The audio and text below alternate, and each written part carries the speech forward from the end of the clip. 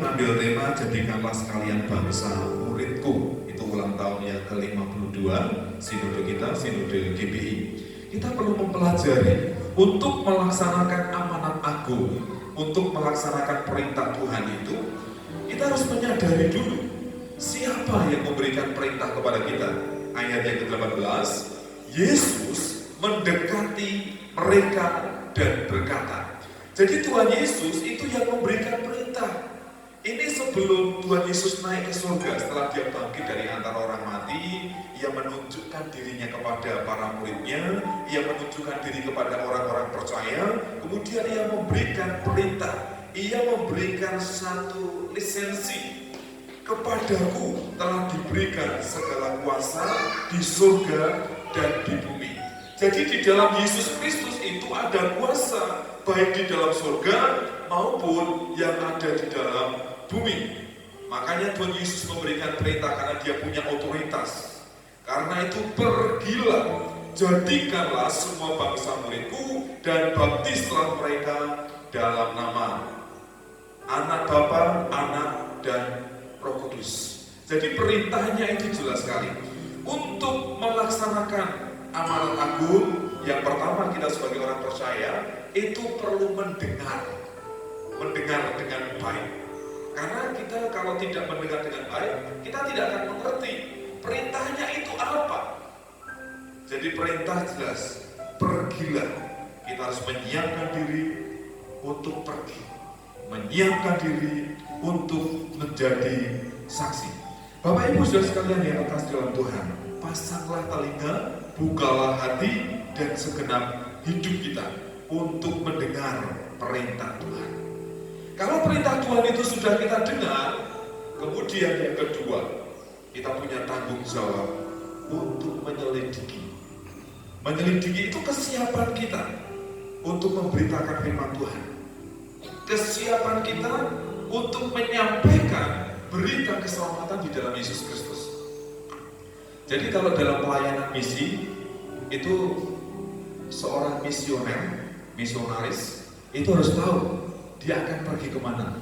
Di Indonesia ini ada banyak suku. Misalnya di Jawa saja itu ada banyak suku. Suku Sunda, suku Jawa, itu paling tidak suku Betawi, yang paling tidak yang kita tahu.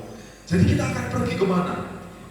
Misalnya kita akan pergi ke satu daerah, seorang misionaris, itu harus mempelajari kultur budaya, kebiasaan, bahasa, supaya ia diterima, tidak menjadi batu sandungan. Jadi harus menyelidiki. Perintahnya jelas, firman Tuhan itu diselidiki. Kemudian yang kedua, sama seperti saya dan saudara, kita mau memberitakan firman Tuhan kepada siapa? Kita mau bersaksi kepada siapa? Itu yang perlu kita lakukan. Apa yang akan saya lakukan? Strateginya itu seperti apa? Caranya itu seperti apa? Untuk memenangkan jiwa. Makanya kita sedang berdoa terus supaya melalui kelompok sel yang ada di gereja kita banyak jiwa dimenangkan. Saya rindu kita semua mengalami kegerakan. Jadi menyelidiki strategi apa yang akan kita pakai, kemudian siapa yang akan kita jangkau, berapa lama waktu yang menjadi target untuk kita bisa memenangkan orang lain. Itu perlu diperhitungkan. Jadi karena waktu kita ini terbatas, usia kita terbatas, kesempatan yang diberikan kepada kita itu juga terbatas. Oleh karena itu kita harus memperhitungkan waktu dengan baik. Siapa yang akan kita menangkan, siapa yang akan kita injili, siapa yang akan kita bawa kepada Tuhan. Tidak perlu kita pergi jauh-jauh ke negara lain, ke bangsa lain. Paling tidak di sekitar kita terlebih dahulu. Jadilah berkat. Jadilah saksi dengan kapasitas yang saudara miliki, dengan talenta yang saudara miliki. Jadilah berkat dimanapun kita berada, mulai dari keluarga kita, tetangga kita, komunitas kita. Karena hari-hari ini saya memperhatikan ada banyak orang membangun komunitas, misalnya komunitas yang sama dalam hal hobi, dalam hal pekerjaan, atau juga dalam alumni sekolah. Itu komunitas. Melalui komunitas ini kita bisa membagikan kasih Kristus, bisa membagikan berkat firman Tuhan kepada orang lain. Selain itu, kemudian yang ketiga, jelas kita melakukan, kita meyakini. Jadi kita perlu belajar, karena ayat yang ke-20 mengatakan, dan ajarlah mereka melakukan segala sesuatu yang telah kuperintahkan kepadamu. Kita nggak mungkin bisa mengajar orang lain kalau kita sendiri tidak belajar.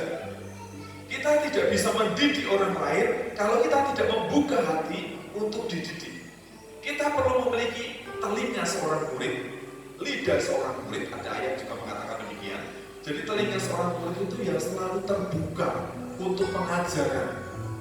Dan tentunya itu adalah pengajaran firman Tuhan. Melalui siapa saja, kita tidak perlu fanatik bahwa orang yang layak menyampaikan firman Tuhan itu hanya pendeta. Tidak. Setiap orang percaya yang menyelidiki kebenaran firman Tuhan itu punya tugas dan tanggung jawab untuk menyampaikan firman Tuhan kepada orang lain. Tapi harapannya penyampaian firman Tuhan ini tidak hanya melalui perkataan saja, tetapi yang lebih berdampak itu melalui sikap hidup, melalui karakter, melalui pola, melalui tindakan yang nyata. Jadi ajarlah mereka melakukan segala sesuatu yang telah kuperintahkan kepadamu. Yesus memberikan begitu banyak ajaran, begitu banyak didikan, yang kalau kita renungkan terkadang itu seolah-olah bertolak belakang dengan perjanjian lama. Tetapi sesungguhnya dalam perjanjian baru itu adalah penggenapan dari setiap kebenaran firman Tuhan. Jadi kita perlu mengajar mulai dari anak-anak kita, anak cucu di keluarga kita. Makanya kita juga perlu memulai memperhatikan, mengasihi anak-anak sekolah minggu. Bapak Ibu Saudara sekalian, kita perlu berjuang, kita perlu berkompetisi, kita perlu berlomba. Hari-hari ini kadang saya merenungkan menjadi keprihatinan gereja, bukan hanya tambah